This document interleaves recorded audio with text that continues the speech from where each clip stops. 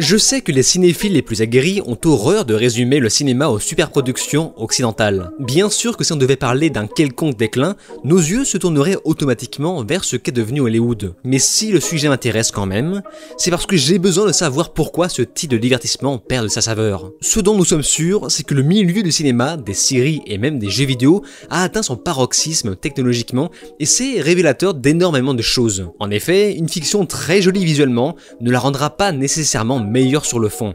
J'ai déjà ressenti ces symptômes lors du premier film Avatar en 2009 où j'étais le seul à ne pas avoir applaudi à la fin de la séance. Pourquoi ? Parce que ce dernier se vend comme une avancée technologique avant d'être un film. Et étant donné que j'ai toujours été un habitué du genre SF, avec un développement technologique toujours plus poussé par l'époque, de Jurassic Park, Matrix à la prélogie Star Wars, Avatar est arrivé devant mes yeux avec le concept Roméo et Juliette, déjà vu 50 fois au cinéma en me faisant impressionné, non? Je peux être déçu? Le phénomène GTA 6 est un autre exemple frappant. Il y a une personne sur Terre qui n'a pas été emballée par l'apparition du premier teaser. Cette personne, c'est moi. Pourquoi ? Parce que j'ai vu exactement ce à quoi je m'attendais, c'est-à-dire la même limonade qu'avant, mais en potentiellement plus grand, plus joli, plus réaliste. Sauf que cette fois-ci, il y a une meuf, donc achète mon jeu, sinon t'es misogyne. Qu'est-ce que tu as osé dire ? Le fil des années m'a bien fait comprendre à quel point l'apparence physique n'est pas ce qui m'a le plus fait frémir dans ma vie. On pourrait assimiler ça à n'importe quoi, y compris à un couple. L'apparence physique n'est pas le critère qui répondra à toutes vos exigences. Et si tous ces exemples ne vous suffisent pas, le point d'accord pour moi aurait été Le Seigneur des Anneaux, les Anneaux de pouvoir, alias, bien sûr, les anus du pourboire.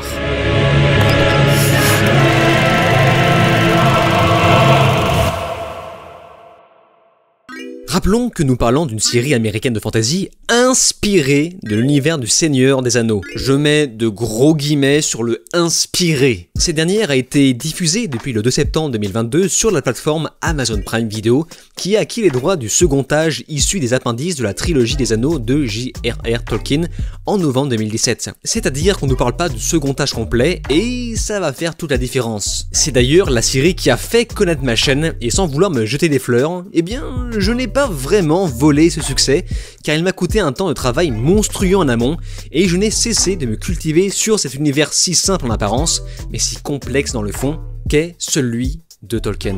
Amazon a dépensé tellement d'argent, près d'1 milliard de dollars, qu'il s'est engagé à bien rentabiliser sa licence sur 5 saisons, ce qui en fait non pas l'une des séries, mais bien la série la plus chère du monde. Mais vu les premiers retours des gens qui commençaient à s'inquiéter du fait qu'on apercevait des choses qu'on ne devait pas voir à telle période, et un casting doté de costumes douteux qui semblait éloigné de la description des livres, donc des films, les créateurs ont été obligés d'avouer que la série n'était en fait pas canon aux deux trilogies cinématographiques. Oui, enfin, c'est pas canon, par contre, tu nous as ramené John Howe à la direction artistique et Howard Shore au thème musical principal. C'est-à-dire qu'on pouvait déjà apercevoir les premiers signes visant à nous expliquer qu'on nous prenait pour des cons, alors que la série n'était même pas encore sortie. On a bien vu que l'ego surdimensionné d'Amazon a créé toute une réaction en chaîne de négativité au sein du processus créatif, et je ne pensais pas que c'était possible de la part d'une simple superproduction de série, en commençant par la sortie des premiers épisodes le jour de l'anniversaire de la mort de Tolkien le 2 septembre, pour bien marquer l'ère de déconstruction.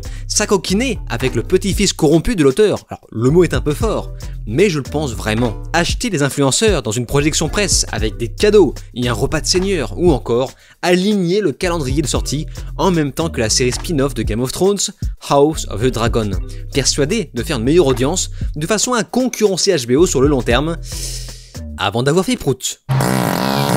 Oh putain, là celui-là...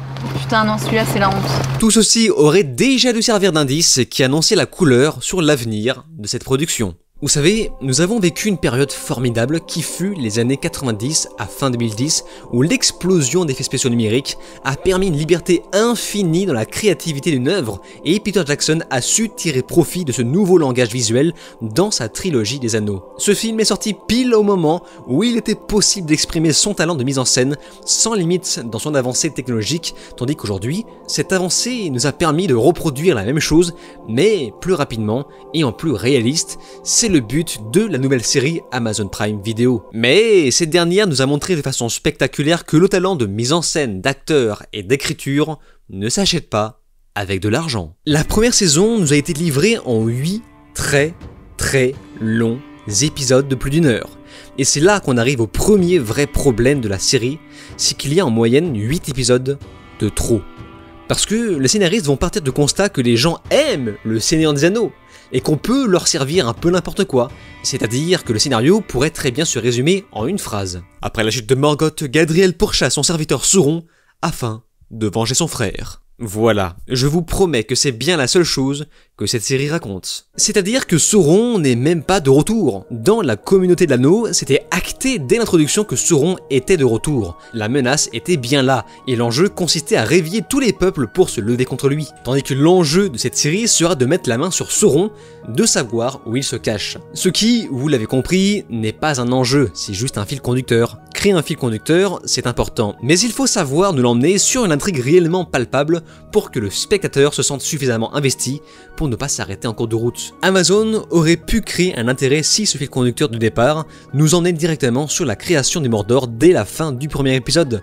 Ça aurait été cool. Le problème, c'est qu'arrivé à la fin de la saison, l'enjeu est toujours inexistant. En effet, Sauron est bien de retour, mais il ne représente pas vraiment une menace. C'est même plutôt l'inverse, puisqu'il empêche la race des elfes de s'éteindre avec la sous-intrigue maladroite autour du Mithril. Ce qui m'importe dans un film, et surtout dans une série, c'est de savoir si les événements sont différents entre le premier et le dernier épisode. Savoir à quoi a servi tel chapitre, quelle information il nous a apporté, et est-ce que c'était si important d'avoir investi autant de temps sur un récit ou même sur un personnage. Les Anneaux de Pouvoir, c'est le cas d'école parfait d'une série qui n'a rien à raconter du début à la fin, si ce n'est séduire les fans de la première heure en leur crachant paradoxalement dessus, en lui proposant un divertissement de si faible qualité, à un tel niveau que dans certains cas, les personnages reviennent parfois au même point de départ. J'avais envie de vous proposer une vidéo bilan qui épingle toutes les absurdités d'écriture de la première saison, mais je vous garantis que ce n'est pas possible au risque de passer 1 heure dessus. Il y en a véritablement trop. Je vous invite plutôt à regarder ma playlist dédiée à cette série et je vais même me permettre de réutiliser les extraits de mes vidéos car j'avais déjà presque tout dit. Les enjeux de la série sont tellement flous que les personnages sont obligés de nous indiquer verbalement le danger. Voilà. Il y a un danger. Il est là. Ça fait peur, hein. Donc merci de vous sentir investi. Même Galadriel ne sait pas pourquoi elle saute du bateau au début. Il y a juste un danger. Les enjeux ne sont tellement pas clairs que Galadriel se sent obligée de sans arrêt évoquer une potentielle menace, un potentiel danger, il faut se battre, il faut continuer à se battre, il faut sauver des vies. Mais sauver de quoi? Putain, sauver de quoi? Sauver de qui? Il faut sauver les gens de Sauron? Putain, mais Sauron, on ne le voit qu'au début en train de marcher. Putain, et prenez le premier film, Sauron, on le voit mettre des patates avec son gros gourdin et son anneau. Voilà, ça, c'était un danger. Là, on nous dit juste que Sauron, c'est le pote de Morgoth, donc il faut le tuer. La série ne va s'appuyer que sur une chose, qui est Sauron. Mais comme je vous l'ai déjà expliqué plus tôt, ce n'est pas un enjeu, c'est un fil conducteur basé sur une nostalgie, car quelqu'un ne connaissant pas la trilogie de films s'en foutrait royalement de savoir où est caché Sauron. Est-ce qu'il en sortira grandi? Non! Il s'est tiré si longtemps dans la saison qu'on finit par s'en foutre. Et c'est sans parler de ce qu'il y a écrit dans le titre, les Anneaux de Pouvoir. Un thème qui n'arrive finalement qu'au tout dernier épisode, en tirant bêtement le concept jusqu'à la conclusion du dernier épisode pour enfin parler d'anneaux. Et même ça, ils n'ont pas réussi à le faire correctement, car les anneaux ne sont même pas forgés dans le bon ordre, ce qui va impliquer une pirouette scénaristique légendaire dans la saison 2 pour justifier cette incohérence pourtant inexistante dans les 5 pages de l'appendice qu'ils sont censés adapter. De plus, les Anneaux de Pouvoir, c'est trop de personnages d'un coup. La trilogie originale insérait ces personnages de façon cohérente. Pas question de nous présenter la race des elfes tant qu'on nous a pas présenté celle des hobbits. C'est d'ailleurs chez les hobbits que le public va s'identifier pour découvrir avec eux les autres peuples qui vont se diviser par la suite en différents arcs narratifs. Dans les Anneaux de Pouvoir, on te vomit quasiment tous les personnages de la série dès les 3 premiers épisodes avant même d'avoir eu le temps de dire ouf. Et si encore ces derniers avaient de réelles choses à dire, ce serait génial. Mais à la place, on introduit Arondir qui culpabilise de couper un arbre. Car il est un protecteur de la nature. Alors j'imagine que c'est là pour cocher la case écolo de la série, car c'était visiblement plus important que l'écriture. Pourtant, son arc et son armure sont faits en quoi? Ta gueule. c'est magique. Il y a des arcs narratifs vraiment inutiles dans le fil rouge. On pensera au Pied Velu, qui fut le plus critiqué. Si tu retires cet arc, l'histoire avance exactement de la même façon. Les personnages sont pareils entre le premier épisode et le dernier. L'arc de Numénor aussi est totalement inutile, car avec ou sans leur armée, le Mordor aura de toute manière été créé de la même façon. Bref, au lieu de tout étaler les problèmes d'écriture, j'aimerais plutôt vous résumer l'entièreté des hicks de cette série en une scène. Et attention mesdames et messieurs, car je vous parle là de la scène qui a poussé les gens à arrêter la série. Il existe même une vidéo anglophone complète sur le sujet. Au début de l'épisode 4, nous avons un citoyen de Numénor que j'aime bien appeler Régis Laspalès. C'est d'un très haut niveau. Ce dernier se plaint que les elfes volent leur travail. Bien sûr, le sous-entendu politique est évident. Me concernant, je n'ai rien contre les messages politiques en partant du principe qu'ils sont amenés avec finesse. Le problème, c'est que quand on parle des elfes, on parle juste d'une elfe, de Galadriel, qui a été repêchée récemment par les Numénoriens, et c'est tout. De plus, sa volonté de repartir, et Régis Laspalès pète un câble parce que les elfes volent apparemment leur travail.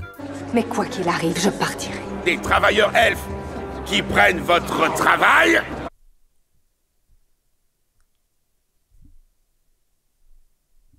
Ça n'a pas de sens? C'est quoi ça? Et ce n'est pas fini car Ar-Pharazôn arrive en cette scène et ce dernier, dans la série, est présenté comme un méchant politicien. Mais la seule chose qui nous indique ça, c'est juste la musique et le fait qu'il souhaite faire du commerce. Et le commerce, pas forcément, c'est un truc de méchant, vous voyez. Les minerais et les forêts, les taxes et le commerce. Jamais je n'interférerai, même pour tout le sel de la mer. Oui, c'est pas comme si c'était élémentaire pour garantir la paix entre les différents peuples, mais passons. Ar-Pharazôn intervient pour dire que les gens chialent juste pour une seule elfe. Si l'elfe était ici maintenant, que verrait-elle? Des hommes de Numénor? Ou verrait-elle une pauvre bande de pleurnichards? Et oui, exactement, pour finalement, quelques secondes plus tard, prendre le parti de Régis Laspalès et se faire applaudir sur une estrade en moins de 2 minutes. Et ce genre de scène invraisemblable dans les Anneaux de pouvoir, c'est tout le temps comme ça. Et suite à ça, Bronwyn motive les troupes pour l'attaque. Qui luttera avec moi? Qui parmi vous est prêt à résister et à se battre? Mais qu'est-ce qui se passe dans cette série? Se battre contre quoi? Contre qui? Quand? Où? Contre les orques? Mais pourquoi? Pourquoi?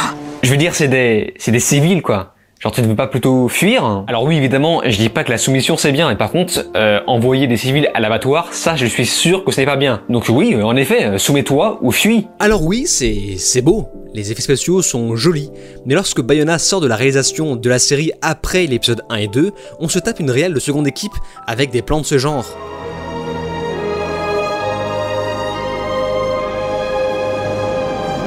Pourquoi, par tous les dieux, pourquoi personne de l'équipe technique au découpage n'a été capable, sur une série à 1 milliard $, de dire que ce plan allait être la seule chose que les gens allaient retenir? Pour une série aussi chère, il aurait été judicieux de soigner son style, mais ce n'est même pas le cas. Par exemple, les effets de foule sont tous plus éclatés les uns que les autres. Ah oui, au fait, les gentils gagnent. Attends, quoi?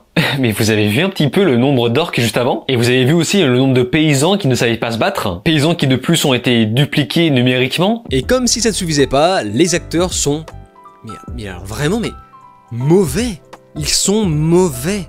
Ils passent leur temps à simuler des émotions sur leur visage, à grimacer, à mouiller tous leurs putains de yeux tout le temps et pour rien, j'en avais marre de voir leurs yeux se mouiller sans arrêt. Sans oublier le fait qu'ils sont accompagnés de dialogues dans la même continuité de l'écriture, ce qui fait honte à Tolkien, qui est surtout connu pour avoir été un poète en plus d'un écrivain de talent. C'est honteux! Il est parfois impossible d'aller vers le haut, sans avoir auparavant côtoyé les ténèbres. Avec le cœur encore plus grand que les pieds. Les Valar nous ont donné cette île pour saluer notre vertu. Ils peuvent la reprendre si nous prenons les chemins des ténèbres. Ta gueule! Voyez ce qui se passe quand vous cessez de galoper et que vous prenez un moment pour réfléchir. Cessez de me comparer à un cheval. Miss Brandpied est jeune. Il lui faudra gagner autant de jugeote que de poils aux pieds.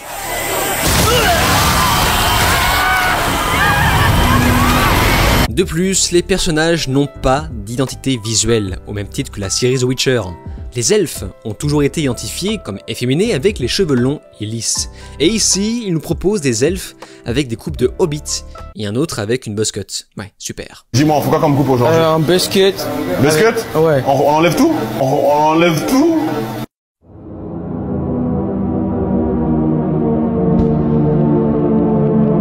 Et c'est sans parler du fait que les elfes de cette série sont juste des humains avec des oreilles pointues, car leur comportement est toujours dans l'émotion, et c'est fatigant, car leur immortalité est justement censée leur conférer la sagesse. S'il y a une chose à rattraper, c'est bien la musique de Bear McCreary.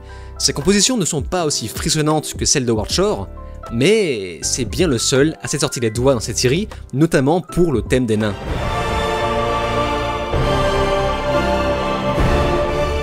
Autrement, je ne reviendrai pas sur cette polémique sur les couleurs de peau, j'en ai déjà parlé longuement dans cette vidéo, je n'en parlerai pas si ce n'est pour ajouter une chose, une simple question à poser aux créateurs. Eux qui nous traitent de racistes pour remettre en question la cohérence géographique totalement déstructurée par cette simple diversité ethnique pas crédible, à l'image de l'écriture catastrophique. À ça, ils répondent que l'univers est par essence magique, et qu'il n'y a rien à justifier. Très bien. Voyons à quel niveau votre univers est magique. Ma question est simple. Pourquoi dans votre série, la majorité de vos personnages sont joués par des acteurs blancs? Pourquoi les blancs ne sont pas plutôt minoritaires? Y a-t-il une règle précise dans ce que vous appelez la magie?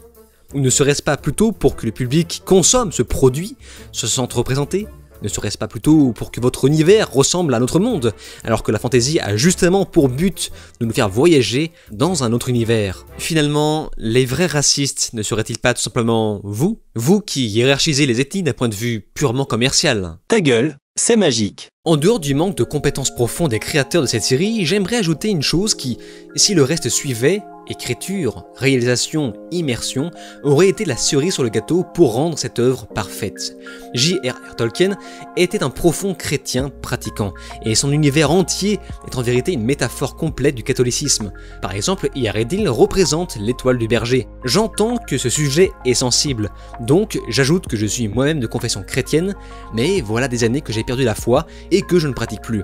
En revanche, s'il y a une chose dont je suis sûr, c'est qu'on ne pourra pas produire une œuvre de qualité issue du Seigneur des Anneaux en se passant de spiritualité. Je ne dis pas que le créateur d'une production du Seigneur des Anneaux doit obligatoirement être chrétien, je dis juste qu'il doit saisir, comprendre et respecter cette spiritualité. Prenez Spielberg par exemple, un réalisateur de talent de confession juive qui nous a fait part de sa croyance dans son semi-biopic The Fabelmans, maîtrisant suffisamment son sujet pour respecter la spiritualité des autres dans ses nombreux films, en prenant pour exemple Indiana Jones et La Dernière Croisade, qui tournent très clairement autour du christianisme. C'est la même chose pour Peter Jackson, sans s'être particulièrement exprimé sur sa foi, il avait saisi l'entièreté de l'essence des intentions de Tolkien, de l'hommage et du cadeau qu'il voulait offrir à Dieu en créant l'univers du Seigneur des Anneaux. Mais Amazon étant une superproduction automatisée par une industrie capitaliste qui est finalement l'incarnation de ce que dénonçait Tolkien, est donc incapable de saisir cette philosophie et se retrouve à faire de la merde. Ils ne comprennent pas leur propre public et finissent par les réduire à la simple idée qu'il n'est probablement peuplé que de geeks attardés qui ne voient que des dragons et des elfes. Alors voilà, les gens qui ne savaient pas ce qu'étaient les ailes de pouvoir, eh bien c'est ça. Un fiasco à 1 milliard de dollars, à peine rentable, pensé uniquement pour remplir un quota d'abonnement sur la plateforme. Et pendant que moi je pigne, 8 autres épisodes pour la saison 2 sont prêts à être farcis. Certains disent « mais c'est pas grave enfin, ils vont peut-être s'améliorer pour la saison 2 ». Mais je m'en fiche. Je m'en fiche. Une série ne sera jamais bonne avec une base aussi pitoyable. Et quand bien même que Spielberg débarquerait par magie sur le projet. Et c'est sans parler des problèmes de production qui ont impliqué des reshoots pour la saison 2, dans l'espoir de la rendre moins dégueulasse, étant donné que le tournage avait déjà commencé lors de la diffusion de la première saison, voyant le retour désastreux des critiques. Sans parler de la grève de la Writers Guild of America de 2023, qui a impliqué de nouveaux problèmes au niveau du processus créatif. Rien ne pourra me faire changer d'avis sur les anneaux de pouvoir. Quoi qu'il en coûte. Si Amazon ne partage pas la même foi religieuse que Tolkien, peut-être qu'ils devraient s'y mettre, parce que l'avenir de leur série est sérieusement en péril, et son public avec.